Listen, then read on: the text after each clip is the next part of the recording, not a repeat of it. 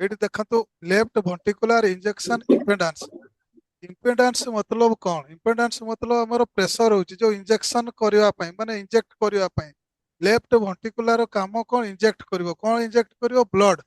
Blood आगो को पठेबो माने टोटल शरीर को जो ब्लड पठेबा पई जो कामटा करे से जो कामटा को आमे इंजेक्शन इम्पेडेंस बोली कहउची। जदि आपणकर इम्पेडेंस टा सब बेले मन रखु ये लेफ्ट साइड को जीवनी सब बेले पारामीटर राइट साइड को जीव। तेणुक राइट साइड को जदि पारामीटर जाऊँगी ताहले जानवे जे आपणकर कष्ट होची ता माने प्रेशर होची बेसी। कौन प्रेशर होची जो माने आमे इंजेक्शन टाइट आपण मानकु पिक्चर टा देखो देखो ये इंजेक्शन कला बेलू पछआड़ू जो प्रेशर दौची जो ब्लड फ्लोटा आग को करिवो सेटा को इम्पेडेंस कहउची। इम्पेडेंस माने लेफ्ट वेंट्रिकुलर काम होची ब्लड टाको आग को पठेबा। तो ये जो पठेला बेलू जो प्रेशर टा दरकार से प्रेशर टा ही जदि बढ़ी बढ़ी जाउची अधिका प्रेशर देले जाइकी जाउची। मन करतु आपन को 5 मीटर आपण ब्लड फिंगिबार अच्छी तो आपन सही अनुसार प्रेशर टा देले जाइकी ब्लड टा जीव। आपन जो धीरे प्रेशर दउचंत ब्लड जीवनी किंतु जीवा दरकार केते 5 किलोमीटर। आमर जो पाइपटा अच्छी आमर जो ब्लड सर्कुलेशन पाइप अच्छी 1 लाख किलोमीटर पाखापाखि माने मन रखु 1 लाख किलोमीटर माने चिंता करतु आमर जो सर्कुलेटरी सिस्टम बॉडी रे अच्छी जदि सब पाइप को जोड़ी दबा ताहले 1 लाख किलोमीटर एतिकी। तो सेतिकी को आमर जो हार्ट काम करुचे आपण माने चिंता करतबे को हिसाब रे हमर हार्ट टा प्रेशर दउची। तो सेही प्रेशर देला बेलू जदि कष्ट होउची ताहले सेटा हमर इम्पोर्टेंस बढ़ी जाउची। ता माने तार कारणटा आपण देखंतु तार कारण भी रहउची काहे कि सेटा बढ़ी जाउची।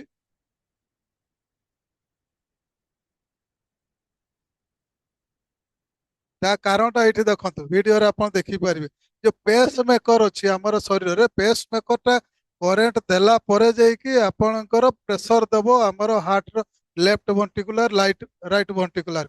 ये जो प्रेशर टा देला परे जाई कि ब्लड टा आपन को ऊपर को उठी उठी जाउची। देखंतु जो कलर जो ब्लैक कलर भलिया देखा जाउची सेटा होची ब्लड आपण प्रेशर टा देला बेलू ऊपर को जाउची। तो एई जो इम्पेडेंस टा आपणकर केते बेले प्रेशर हो जदि जो लोकंकर आपणकर पेस मेकर वीक थी माने मन करतु आपण फैन गोटे बुलुची इलेक्ट्रिक बल्ब जलुची से 220 वोल्ट दरकार सेही टाइप रो गोटे इम्पेडेंस अच्छी आमर जो इम्पेडेंस टा कि आमर करेंट तैयारी होची आमर पेस मेकर से करेंट जदि आपणकर कम तैयारी हेबो फ्लोटा आपणकर कमी जीवो ताहले आपणकर ये जो प्रेशर टा देवा पई ताको कष्ट हेबो सफिशिएंट ब्लड से फिंगी पारिबो नाही।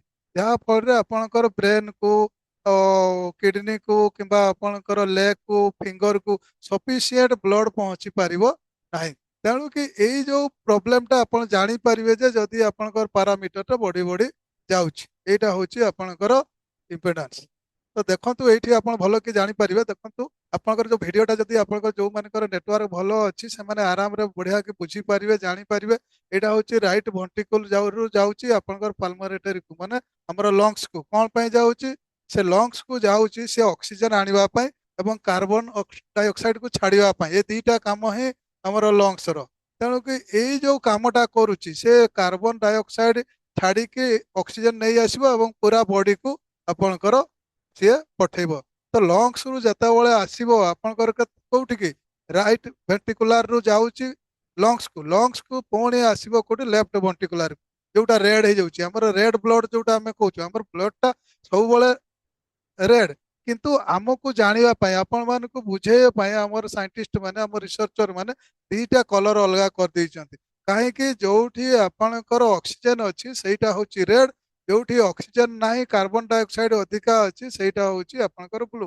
तेणु कि आपणकर से ब्लू पाइपटा हूँ आपणकर कौन ना भेन आ जोटा आपणकर रेड पाइप सेटा हूँ आपणकर आर्टेरी आर्टेरी रे सब ब्लड आग को जीव माने हार्ट रु आग को जीव आउ भेन रे आपणकर ब्लड टा हार्ट को माने पैक करिवो ए दीटा हूँ फरक एटा आपण जानिबा दरकार। तो यही जगार आपणकर सब जानवे जे हमर जो पंपिंग होची से पंपिंग टा को प्रेशर जदि आपणकर कष्ट होची ताहले आपणकर लेफ्ट वर्टिकुलर आपणकर बढ़ी जिवो। ठीक अच्छे तो आम आग को आउ टिके देखिबा एट देखंतु left ventricular effective pump power माने आपणकर जो पंपिंग होची जो पंपिंग जो इम्पेडेंस देला परे पंपिंग माने आपन को केते फ्लो रे आपणकर सी ब्लड टा पठेबो। एटी देखंतु effective pump power means power of pumping the blood supply entire body of human. The heart is pumping 1500 to 2000 gallon. ମାନେ ଆପଣଙ୍କର ଦେଖନ୍ତୁ 1500 ରୁ 2000 ଗ୍ୟାଲନ ଦଉଛି। ଗ୍ୟାଲନ ମାନେ ଲିଟରରେ ଦେଖନ୍ତୁ 5600 ଲିଟରରୁ 7500 ଲିଟର ପର୍ଯ୍ୟନ୍ତ ପର ଡେ। ମାନେ ଆପଣ ଚିନ୍ତା କରନ୍ତୁ ଆମର ଯୋଉ ହାର୍ଟ ଯୋଉ ଛୋଟ ଏତିକି ବଡ ଯୋଉ ଆମର ମୁଠା ଆମର ହାତର ଯୋଉ ମୁଠେଇ ଯେତିକି ସେତିକି ସାଇଜର ପମ୍ପ ଦିନ ସାରାରେ ସିଏ କେତେ ଲିଟର ଆପଣ ଫିଙ୍ଗୁଛି? 7.5 ଲିଟର 7,500 ଲିଟର ପାଖାପାଖି ପମ୍ପିଂ କରୁଛି ଅନବରତ। ଆପଣ ଯେତେ ଦିନ ବଞ୍ଚିଛନ୍ତି ଜନ୍ମଠୁ ଆଜି ପର୍ଯ୍ୟନ୍ତ ସେତେ ସିଏ ଫିଙ୍ଗି ଫିଙ୍ଗି ଚାଲିଛି। କିନ୍ତୁ ତା ପ୍ରତି ଆମର ଦୟା ନାହିଁ ଯେ ଠିକ ଅଛି ନା ନାହିଁ, ସିଏ ଖାଇବା ପାଇଁ ପାଉଛି ନା ନାହିଁ, ରେଷ୍ଟ ତ ସିଏ ନେବାର ନାହିଁ। ଯଦି ରେଷ୍ଟ ନେଲା ଆମେ ବି ସବୁଦିନ ପାଇଁ ରେଷ୍ଟ ନେଇଯିବା। ତେଣୁକି ତାକୁ ଭଲ କି ଖାଦ୍ୟ ଦେବା। ତେଣୁକି ତାର ଆମର ଭଲ ଖାଦ୍ୟ ଦେଖନ୍ତୁ ଆମର Q10 ଅଛି, ଓମେଗା 3 ଅଛି, ହାର୍ଟ କେୟାର ଅଛି, ଏମିତି ବହୁତ ଗୁଡାଏ ପ୍ରଡକ୍ଟ ଅଛି। ସେଇଟା ଆପଣ ପମ୍ପିଂ ପାୱାର କିମ୍ବା ଆମର ଯୋଉ ସବୁ ପାରାମିଟର ଦେଖିକି ଆପଣ ଦେବେ। ଇଟ୍ is called electrically pumping driving the process are not uniform certain area of the main pumping chamber of the heart left ventricle ତାକୁ କୁହାଯାଉଛି may contract earlier than other। ମାନେ ଆମର ଯୋଉ ଇଲେକ୍ଟ୍ରିକାଲ ଇମ୍ପଲ୍ସ ସେଇଟା ଆପଣ କଣଟା ସେଇଟା ପେସମେକର ଯୋଉ ତିଆରୁଛି। ତେଣୁକି ଯଦି ଆପଣଙ୍କର left ventricular effective pump power କମ ହଉଛି ତାହେଲେ ଆପଣଙ୍କର ସଫିସିଏଣ୍ଟ ବ୍ଲଡ ଆଗକୁ ଯାଇପାରିବନି। ସେଥିପାଇଁ କଣ କରିବ ହାର୍ଟ ଧୀରେ ଧୀରେ ଧୀରେ ଧୀରେ ଧୀରେ ଧୀରେ ଚଲେଇବ, ଯୋଉଟା କି ଆପଣଙ୍କର ହାର୍ଟ ବିଟ୍ ଟା ଅଧିକା ହେଇଯିବ। ସେଦିନ ମୁଁ ଆପଣଙ୍କୁ ଆଗ ସଣ୍ଡେରେ କହିଥିଲି ହାର୍ଟ ବିଟ୍ ଅଧିକା ହେଇଯିବ। ଆମର ହାର୍ଟ ବିଟ୍ ହଉଛି ପର ମିନିଟରେ 72 ଟାଇମ୍ସ, ମାନେ 72 ଥର ସିଏ ଧକ ଧକ କରିବ। ଯଦି ଆପଣଙ୍କର ଅଧିକା ହେଉଛି ତାହେଲେ ବି ପ୍ରୋବ୍ଲେମ, କମିଗଲେ ବି ତାହେଲେ ପ୍ରୋବ୍ଲେମ। ତେଣୁକି ଆମେ କଣ କରିବା? ତ ଏଇ ଯୋଉ ପାରାମିଟର ଅଛି ପାରାମିଟରଟାକୁ ଦେଖିବା। ଲେଫ୍ଟ ଭର୍ଟିକୁଲାର ପାରାମିଟର ପମ୍ପ ଯୋଉ ଇଫେକ୍ଟିଭ ପମ୍ପ ପାୱାର ଏଇଟା ସବୁବେଳେ ଲେଫ୍ଟ ସାଇଡ କୁ ଯିବ, କେବେ ବି ରାଇଟ କୁ ଯିବ ନାହିଁ। ଯଦି ଲେଫ୍ଟ କୁ ଯାଉଛି ମାନେ କମି ଯାଉଛି ଆପଣ, ତାହେଲେ ଆମର ପାୱାରଟାକୁ ପମ୍ପିଂ ପାୱାରଟାକୁ ବଢେଇବା ପାଇଁ ପଡିବ। ଏ ବଢେଇବା ପାଇଁ ହେଲେ ଆମକୁ କଣ କରିବା ପାଇଁ ଆମର ଯୋଉ ନ୍ୟୁଟ୍ରିସନ ଅଛି କାହିଁକି ସେ ପମ୍ପିଂ ପାୱାରଟା ଆପଣଙ୍କର କମି ଯାଉଛି ସେଇଟା ଆମେ ଦେଖିବା। ଏଇ ଯୋଉ ପମ୍ପିଂ କରୁଛି ଏ ପମ୍ପିଂ ପାୱାରଟା ବଢେଇବା ପାଇଁ ଆମର ହାର୍ଟ କେୟାର ଅଛି, ଓମେଗା 3 Q10। ଏଇଠି ଦେଖନ୍ତୁ ଆର୍ଟିଫିସିଆଲ ପମ୍ପ ଲାଗିଛି ଲୋକଙ୍କର। ଯୋଉ ଆର୍ଟିଫିସିଆଲ ପମ୍ପରେ ବି ଆପଣ ଲୋକ ବଞ୍ଚିକି ଅଛନ୍ତି। ଏଇଭଳିଆ ଆପଣଙ୍କର ଗୋଟେ ବେଲ୍ଟ ଫେଲ୍ଟ ଅଛି, ଛାତିରେ ମେସିନ ଫେସିନ ଲଗେଇକି ପୁରା ହୋଲ କରିକି ଏମିତି ରଖୁଛନ୍ତି। କାହିଁକି? ଲୋକ ବଞ୍ଚିବା ପାଇଁ ଚାହୁଁଛନ୍ତି। କିନ୍ତୁ ଆମେ ମାନେ କଣ କରୁଛୁ? ଆମେ ତାର ଗୁରୁତ୍ୱ ଦଉନୁ। ଆମର ହାର୍ଟ କୁ ଆମେ ଚେକ୍ କରୁନୁ। ହାର୍ଟ କେମିତି ଅଛି, କେମିତି ଚାଲିଛି, ହାର୍ଟକୁ କୋଉ ବ୍ଲକେଜ ହେଲାଣି କି କଣ ହେଲାଣି ସେଗୁଡାକ ଆମେ ଜାଣିପାରୁନୁ। ତେଣୁକି ଏଇଗୁଡାକ କଣ ଆମର ଯୋଉ କେବଳ ଆପଣଙ୍କର ଏଗୁଡା କୋଉ ଲାବୋରେଟୋରୀରେ କିମ୍ବା କୌଣସି ଆପଣ ହସ୍ପିଟାଲରେ ଏଟା କହିବେନି। କେବଳ ଯୋଉ ହସ୍ପିଟାଲ କିମ୍ବା ଯୋଉ ଡକ୍ଟର ଆମର କ୍ୟୁମାର ଏକ୍ସପର୍ଟ ଥିବ କିମ୍ବା କ୍ୟୁମାର ଉପରେ ସିଏ ମାଷ୍ଟରୀ କରିଥିବ କିମ୍ବା ଜାଣିଥିବ ଚଲାଉଥିବ ସିଏ ହିଁ କେବଳ ଆପଣଙ୍କର ହାର୍ଟର ପମ୍ପିଂ ପାୱାର କୋଉ ପୋଜିସନରେ ଅଛି ସେ କହିପାରିବେ। ତେଣୁକି ଆପଣ ମାନଙ୍କୁ ଯେତେ ଲୋକ ଅଛନ୍ତି, ଯେତେ ଆମର ବନ୍ଧୁ ଦୋସ୍ତ ଆଜି ଆମର ଅନଲାଇନରେ ଏବେ ମିଟିଂ ଦେଖୁଛନ୍ତି, ସମସ୍ତେ ଜାଣନ୍ତୁ ଏବଂ ନିଜର ନିଜର ହାର୍ଟକୁ ଆପଣ କ୍ୟୁମାରରେ ଚେକ୍ କରିକି ଆପଣ ଜାଣନ୍ତୁ, ସେଇ ଅନୁସାରେ ନ୍ୟୁଟ୍ରିସନ ନିଅନ୍ତୁ। ତ କରୋନାରୀ ଆର୍ଟେରୀ ଇଲାଷ୍ଟିସିଟି ଏଇଟା ବାରମ୍ବାର ମୁଁ କହିଛି। ଆମର ଦୁନିଆରେ ଯେତେ ହାର୍ଟ ଡିଜିଜରେ ସବୁଠୁ ଅଧିକା ମରୁଛନ୍ତି ସେଦିନରୁ ମୁଁ କହିଛି ହାର୍ଟ ଡିଜିଜ ହଉଛି ଲାର୍ଜେଷ୍ଟ କିଲର ଡିଜିଜ ପୁରା ୱାର୍ଲଡରେ। ତ ଆମର ସେଥିରେ ଆମେ ବି ଆଉ ବାଦ ପଡୁନାହୁଁ। କାହିଁକି? ତାର କାରଣ ହଉଛି ଆମେ ତାର କାରଣଟା ଜାଣିପାରୁନୁ। କାରଣଟା ଜାଣିଲେ ତ ଆମେ ସେଇ ଅନୁସାରେ ଟ୍ରିଟମେଣ୍ଟ ନେଇଯିବା, ସେଇ ଅନୁସାରେ ନ୍ୟୁଟ୍ରିସନ ନେବା। ଗୋଟେ ଜିନିଷ। ଆଉ ଗୋଟେ ଜିନିଷ ହଉଛି କଣ ହଉଛି ତ ଛାତିଟା ଠିକ ଅଛି, ଚାଲ ମୁଁ କଣ ଗୋଟେ ବଟିକା ଖାଇଦେବି ଠିକ ଲାଗୁଛି, ଏଇଭଳିଆ କେୟାରଲେସ୍ ମନୋଭାବ। ଦିଟା କାରଣ ଯୋଗୁ ଆମର ହାର୍ଟ ଡିଜିଜରେ ଅଧିକା ମରୁଛନ୍ତି। ଆଉ ସେ ଦିଟା କାରଣ ହଉଛି ଆମେ ଅନଭିଜ୍ଞ କିମ୍ବା ଆମେ କେୟାରଲେସ୍। ଏ ଦିଟା କାରଣ। କରୋନାରୀ ଆର୍ଟେରୀ ଇଲାଷ୍ଟିସିଟି ମିନ୍ସ କଣ ହଉଛି? ଆପଣ ତ ଏଇଠି ଏଇ ଯୋଉ ରେଡ୍ ପାଇପ୍ ଅଛି, ଏଇ ରେଡ୍ ପାଇପଟା ହଉଛି ଆପଣଙ୍କର କରୋନାରୀ ଆର୍ଟେରୀ। ହାର୍ଟ ସମସ୍ତଙ୍କୁ ଦଉଛି କିନ୍ତୁ ହାର୍ଟ ନିଜକୁ ବି ବ୍ଲଡ ସପ୍ଲାଏ କରୁଛି। ତ ଆଉ ନିଜକୁ ଯୋଉ ବ୍ଲଡ ସପ୍ଲାଏ କରୁଛି ଏଇ ଜାଗାରେ ହିଁ ବ୍ଲକେଜ ହେଇକି ଆପଣଙ୍କର କଣ ହଉଛି? ହାର୍ଟ ଆଟାକ୍ ହଉଛି। ଯଦି ଯୋଉ ଲୋକଙ୍କର କରୋନାରୀ ଆର୍ଟେରୀ ଇଲାଷ୍ଟିସିଟି ରେଡ୍ ଆଡକୁ ଯାଉଛି ମାନେ କମି କମି ଯାଉଛି, ଏଟା କେତେବେଳେ ରାଇଟ୍ କୁ ଯିବନି ମନେ ରଖନ୍ତୁ, ଏଟା ସବୁବେଳେ ରେଡ୍ କୁ ଲେଫ୍ଟ କୁ ହିଁ ଯିବ।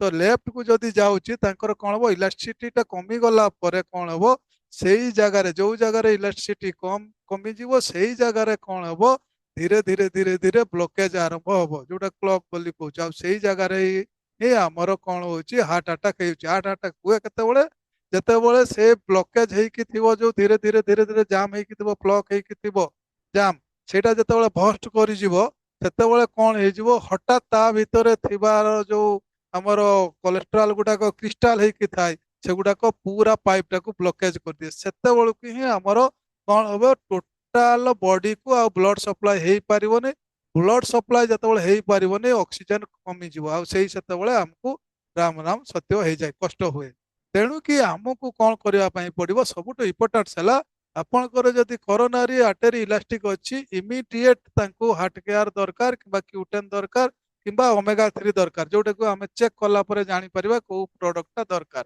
ତେଣୁକି ଏଇ ଜିନିଷଟା ଆପଣ ଧ୍ୟାନରେ ରଖିବେ ତେଣୁକି ଧ୍ୟାନରେ ଯଦି ଏ ଜିନିଷଟାକୁ ଠିକ ରଖିଛନ୍ତି ତାହେଲେ ଜୀବନରେ କେବେ ବି ଆପଣଙ୍କର ହାର୍ଟ ଆଟାକ୍ ହେବ ନାହିଁ ଆଉ ଯୋଉ ଇମ୍ପେଡାନ୍ସଟା ଆପଣ ଯଦି ବଢି ବଢି ଯାଉଛି ଆଉ ଆପଣ କେୟାରଲେସ୍ ଅଛନ୍ତି ତାହେଲେ ସେଇଟା କାର୍ଡିଆକ୍ ଆରେଷ୍ଟ ବୋଲି ଯୋଉଟା କହୁଛୁ ସେଇଟା କାର୍ଡିଆକ୍ ଆରେଷ୍ଟ ଆପଣଙ୍କର ହେବ ତେଣୁକି ଆପଣମାନଙ୍କୁ ସାବଧାନ ରହିବା ପାଇଁ ପଡିବ ଲେଫ୍ଟ ଭେଣ୍ଟ୍ରିକୁଲାର ଇଞ୍ଜେକ୍ସନ ଇମ୍ପେଡାନ୍ସ ଆପଣ ବଢିବା ପାଇଁ ଦେବେନି କିମ୍ବା ଆପଣଙ୍କର କରୋନାରୀ ଆର୍ଟେରୀ ଇଲାଷ୍ଟିସିଟି କମିବା ପାଇଁ ଦେବେନି ଏ ଦିଟା ହଉଛି ବହୁତ ଇମ୍ପୋର୍ଟାଣ୍ଟ ଏଟା ସମସ୍ତଙ୍କର ଯଦି ଭୁଲରେ ଆଉ ଅଲଗା ଲୋକଙ୍କର ସିମ୍ପଟମ୍ ଆସିନାହିଁ କିନ୍ତୁ ଆପଣ ଦେଖିଦେଲେ ଏ ଦିଟା ଜିନିଷ ଯଦି ବଢିକି ରେଡରେ ପୁରା ଅଛି ପୁରା ଟପରେ ତାହେଲେ ଆପଣ ସାଙ୍ଗେ ସାଙ୍ଗେ ଏହାକୁ ଆପଣଙ୍କର ନ୍ୟୁଟ୍ରିସନ ଦେବେ କାହିଁକି ନା ଏ ଆଗକୁ କାର୍ଡିଆକ୍ ଆରେଷ୍ଟ କିମ୍ବା ହାର୍ଟ ଆଟାକ୍ ହେବାର ସମ୍ଭାବନା ରହୁଛି ଏଇ ଦିଟା ହଉଛି ମୁଖ୍ୟ କାରଣ ତ କରୋନାରୀ ପରଫ୍ୟୁଜନ ପ୍ରେସର ମିନ୍ସ ଯୋଉ କରୋନାରୀ ଆର୍ଟେରୀ ଏବେ ମୁଁ ବୁଝେଇଲି ଯୋଉ କରୋନାରୀ ମିନ୍ସ ଆପଣଙ୍କର କରୋନାରୀ ଭେନ୍ ବି ବୁଝେଇବ ଆଉ କରୋନାରୀ ଆର୍ଟେରୀକୁ ବୁଝେଇବ ଯଦି ୟା ଭିତରେ ଆପଣଙ୍କର ପ୍ରେସର ଆସୁଛି ତାହେଲେ ଆପଣଙ୍କର ଜାଣନ୍ତୁ ଅଧିକା ସ୍ପିଡରେ ଆପଣଙ୍କର ବ୍ଲଡ ଯାଉଛି କିମ୍ବା ବ୍ଲଡ ଗନ୍ଧିଆ କିମ୍ବା ଆପଣ ବ୍ଲଡ ଫ୍ୟାଟ କିମ୍ବା ଆପଣଙ୍କର କୋଲେଷ୍ଟ୍ରଲ କ୍ରିଷ୍ଟାଲ ହେଇଯାଉଛି ତେଣୁକି ଏଇ ଯୋଉ ପରଫ୍ୟୁଜନ ପ୍ରେସର ଯଦି ଆପଣଙ୍କର ହାର୍ଟକୁ ହଉଛି କରୋନାରୀ ପରଫ୍ୟୁଜନ ପ୍ରେସର ଯଦି ବଢୁଛି ତାହେଲେ ହାର୍ଟକୁ ପ୍ରେସର ହଉଛି ସେ କେତେବେଳେ ବି ଆରେଷ୍ଟ ହେବାର ସମ୍ଭାବନା କିମ୍ବା ଯଦି ସେ ଆମର ଯୋଉ କରୋନାରୀ ଆର୍ଟେରୀ ଇଲାଷ୍ଟିସିଟିଟା କମିକି ଅଛି ତାହେଲେ ସେ ଆପଣଙ୍କର କେତେବେଳେ ବି ତା ଭିତରେ ଯୋଉ କ୍ରିଷ୍ଟାଲ ହେଇକି ଥିବ ଆମର ଯୋଉ କୋଲେଷ୍ଟ୍ରଲ ଗୁଡାକ ସେଗୁଡାକ ଯଦି ଫାଟିକି ଆପଣଙ୍କର ବ୍ଲକେଜ ହେବ ଏବଂ ଆପଣଙ୍କର କାର୍ଡିଆକ ଆରେଷ୍ଟ ବି ହେଇପାରେ ଆଟାକ୍ ବି ହେଇପାରେ ତେଣୁ ସାବଧାନ ରହିବା ପାଇଁ ପଡିବ ଯଦି କରୋନାରୀ ପରଫ୍ୟୁଜନ ପ୍ରେସରଟା ଆପଣଙ୍କୁ ରାଇଟ୍ ସାଇଡ୍ ଯିବ ଏ ପାରାମିଟରରେ କେବେ ବି ଇଏ ଲେଫ୍ଟ ସାଇଡକୁ ଯିବନି ଲେଫ୍ଟ ସାଇଡକୁ ବହୁତ କମ୍ ଯାଏ କିନ୍ତୁ ରାଇଟ୍ ସାଇଡକୁ ମାକ୍ସିମମ୍ ଯିବ ଯଦି ରାଇଟ୍ ସାଇଡକୁ ଯାଉଛି ତାହେଲେ ଆପଣଙ୍କର ଯଦି ରେଡକୁ ବଢିଗଲାଣି କରୋନାରୀ ପରଫ୍ୟୁଜନ ପ୍ରେସର ଯଦି ଲେଫ୍ଟକୁ ବଢି ଯାଇଛି କରୋନାରୀ ଆର୍ଟେରୀ ଇଲାଷ୍ଟିସିଟି ଯଦି କମିକି ରାଇଟ୍ରେ ଯାଇଛି ତାହେଲେ 100% ତାର ଜାଣିପାରିବେ ତାର ହାର୍ଟକୁ ଛୁଞ୍ଚି ଫୋଡ଼ିଲା ଭଳିଆ ଆପଣଙ୍କର ପେନ୍ ମାନେ ସିମ୍ପଟମ୍ ଦେଖେଇବ ତାକୁ କଷ୍ଟ ହବ କିଛି କାମ କଲେ କିଛି କଥା କହିଲେ କିଛି ଦୌଡ଼ିଲେ ତା ଯଦି ଛାତି ଲେଫ୍ଟ ସାଇଡ୍ ପେନ୍ ହଉଛି ତାହେଲେ କରୋନାରୀ ପରଫ୍ୟୁଜନ ପ୍ରେସର ବଢି ଯାଉଛି ଏବଂ ତାର କରୋନାରୀ ଆର୍ଟେରୀ ଇଲାଷ୍ଟିସିଟି କମି କମି ଯାଉଛି ତାହେଲେ ସାଙ୍ଗେ ସାଙ୍ଗେ ତାକୁ କଣ ହବ ଇଲାଷ୍ଟିସିଟିଟାକୁ ଆମର ଠିକ କରିଦେଲେ ପରଫ୍ୟୁଜନ ପ୍ରେସର ଅଟୋମେଟିକ କମି କମି ଯିବ ସେଥିପାଇଁ ଓମେଗା 3 ଦରକାର ଇଲାଷ୍ଟିସିଟି ଯୋଉ ଜାଗାରେ ଦେଖିଲେ ଆପଣଙ୍କର ବଡି ମାନେ କମି ଯାଉଛି ସେ ଜାଗାରେ ଓମେଗା 3 ଆମର ପାଖରେ ବଢିଆ ଜିନିଷ ଅଛି ସେ ପ୍ରଡକ୍ଟଟା ଆପଣ ଦେଇଦେଲେ ସେ କରୋନାରୀ ଇଲାଷ୍ଟିସିଟିଟା ଠିକ ହେଇଯିବ ପରଫ୍ୟୁଜନ ପ୍ରେସରଟା ଆପଣଙ୍କୁ ଶୋ କରିବ ପରଫ୍ୟୁଜନ ପ୍ରେସର ବଢେଇବା ପାଇଁ ଅଲଗା ପାରାମିଟରକୁ ଦେଖିବା ପାଇଁ ପଡିବ କାହିଁକି ପ୍ରେସରଟା ବଢୁଛି ଏହା ପାଇଁ କିଛି ମେଡିସିନ ନାହିଁ କିନ୍ତୁ ଏ ସିମ୍ପଟମ୍ ଆପଣଙ୍କୁ ଦେଇଦେଲା ଯେ ଆପଣଙ୍କର ପ୍ରେସର ହଉଛି ଯୋଉଟାକି ଆମେ ବ୍ଲଡ ପ୍ରେସର ଯେମିତି କହୁଛୁ ଠିକ ଅଛି ସେଥିପାଇଁ ଆମକୁ ଅଲଗା ଯୋଉ ଲିଙ୍କ ପାରାମିଟର ରହୁଛି ଏହାକୁ ଦେଖିବା ପାଇଁ ଅଲଗା ପାରାମିଟର ଗୁଡାକ ଲିଙ୍କ ରହୁଛି ସେଗୁଡାକ ଆପଣଙ୍କୁ ଖୋଜିକି ଦେଖିବା ପାଇଁ ପଡିବ ତ ଆଗକୁ ଦେଖିବା ଏଇଠି ଦେଖନ୍ତୁ ପରଫ୍ୟୁଜନ ପ୍ରେସର ଏଇ ଯୋଉ ଆର୍ଟେରୀ ଗୁଡାକ ପରଫ୍ୟୁଜନ ପ୍ରେସର କେତେବେଳେ ହବ ରାଇଟ୍ ସାଇଡ୍ ଛୋଟିଆ ପିକ୍ଚର ଦେଖନ୍ତୁ ପ୍ଲକ୍ ଲେଖା ହେଇଛି ମାନେ ବ୍ଲକେଜ ଯଦି ବ୍ଲକେଜ ବି ହେଇପାରେ କିମ୍ବା ଇଲାଷ୍ଟିସିଟି କମ ହେଇପାରେ କିମ୍ବା ଆପଣଙ୍କର ବ୍ଲଡଟା ଖରାପ ଥାଇପାରେ ମାନେ ଫ୍ୟାଟ୍ ଥାଇପାରେ ଭିସ୍କୋସିଟି ଥାଇପାରେ ଏବଂ କୋଲେଷ୍ଟ୍ରଲ କ୍ରିଷ୍ଟାଲ ବି ହେଇଥାଇପାରେ ତାହେଲେ ଆପଣଙ୍କର ହବ ଆଉ ଆମେ ବାରମ୍ବାର କହୁଛୁ ଲୋକ ବି ସମାଜରେ କହୁଛନ୍ତି 3 ଥର ହାର୍ଟ ଆଟାକ୍ ହେଲେ ଲୋକଟା ମରିଯିବ ତାହେଲେ କୋଉ ଜାଗାରେ ହାର୍ଟ ଆଟାକ୍ ହଉଥିଲେ ମାନେ ବ୍ଲକେଜ ଥିଲେ ଲୋକଟା ଜଲ୍ଦି ମରିବାର ସମ୍ଭାବନା ଅଛି। ତାହେଲେ ଦେଖନ୍ତୁ ଏଇ ଯୋଉ ପାଇପଟା ଅଛି ରାଇଟ ସାଇଡରେ ଯୋଉ ପାଇପଟା ଅଛି ମାନେ ହାର୍ଟର ଯୋଉ ରାଇଟ ସାଇଡରେ ଅଛି, ପୁରା ରାଇଟ ସାଇଡ ନୁହଁ, ହାର୍ଟର ରାଇଟ ସାଇଡରେ ଅଛି, ସେଇଟା ହଉଛି ଲେଫ୍ଟ କରୋନାରୀ ଆର୍ଟେରୀ। ସେଇ ଜାଗାରେ ହିଁ ବ୍ଲକେଜଟା ହୁଏ। ଯଦି ଉପରେ ଆପଣଙ୍କର ହାର୍ଟ ଆଟାକ ମାନେ ବ୍ଲକେଜ ରହୁଛି, ବ୍ଲକ ରହୁଛି, ତାହେଲେ ସେ ଜାଗାରେ କଣ ହବ, ୱାନ୍ ଟାଇମରେ ହିଁ ଆପଣଙ୍କର ପେସେଣ୍ଟ ମାନେ ଲୋକ ଡେଥ୍ କରିବାର ସମ୍ଭାବନା। ଯଦି ମଝିରେ ହଉଛି ତାହେଲେ 50-50, ଯଦି ତଳ ଆଡକୁ ହଉଛି ତାହେଲେ ସେ କେତେବେଳେ ମରିବାର ସମ୍ଭାବନା ବହୁତ କମ। 5 ଥର 6 ଥର ହାର୍ଟ ଆଟାକ ହେଲେ ବି ସିଏ ମରିବନି ଯଦି ତଳ ଆଡେ ହଉଛି ବ୍ଲକେଜ। କାହିଁକି ଉପର ଆଡେ ଯୋଉ ରହୁଛି ସେଗୁଡାକ ସିଏ ମାନେ ମେକଅପ୍ କରିଦେବ ତାର ପ୍ରୋବ୍ଲେମଟାକୁ। ଠିକ ଅଛି। ଆଉ ଗୋଟେ ଦେଖନ୍ତୁ ଆପଣଙ୍କର ସେରେବ୍ରାଲ ବ୍ଲଡ ଭେସେଲ ଇଲାଷ୍ଟିସିଟି। ଇଲାଷ୍ଟିସିଟି ମିନ୍ସ ଆପଣଙ୍କୁ ମୁଁ କହିଛି ଆପଣଙ୍କର ଭେସେଲ ମାନେ ବ୍ଲଡ ଭେସେଲ ମାନେ ଆପଣଙ୍କର କଣ, ଯିବା ଆସିବା ଭସ୍କୁଲାର ଯୋଉଟା ବ୍ଲଡ ଯୋଉଥିରେ ଯାଉଛି ଆସୁଛି ସେଇଟା ହଉଛି ଭସ୍କୁଲାର। ଆର୍ଟେରୀ ହଉଛି ଯୋଉଥିରେ ଅକ୍ସିଜେନେଟ ବ୍ଲଡ ଯିବ। ଆଉ ଭେନ୍ ଯୋଉଟା ଅଛି କାର୍ବନ ଡାଇଅକ୍ସାଇଡ ଅଧିକା ଥିବ ସେଇଟା ହଉଛି ଆପଣଙ୍କର ଭେନ୍। ତେଣୁକି ଏଇ ଯୋଉ ସେରେବ୍ରାଲ ବ୍ଲଡ ଭେସେଲ ମାନେ ଆମର ମୁଣ୍ଡ ଭିତରେ ଯୋଉ ରହିଛି ସେରେବ୍ରାଲ ଭିତରେ ଯୋଉ ବ୍ଲଡ ଯିବା ଆସିବା କରୁଛି ସେ ତାର ଇଲାଷ୍ଟିସିଟି ଯଦି କମି ଯାଉଛି ତାହେଲେ ଆପଣଙ୍କର ବ୍ରେନ୍ ଷ୍ଟ୍ରୋକ୍ ହେବାର ସମ୍ଭାବନା।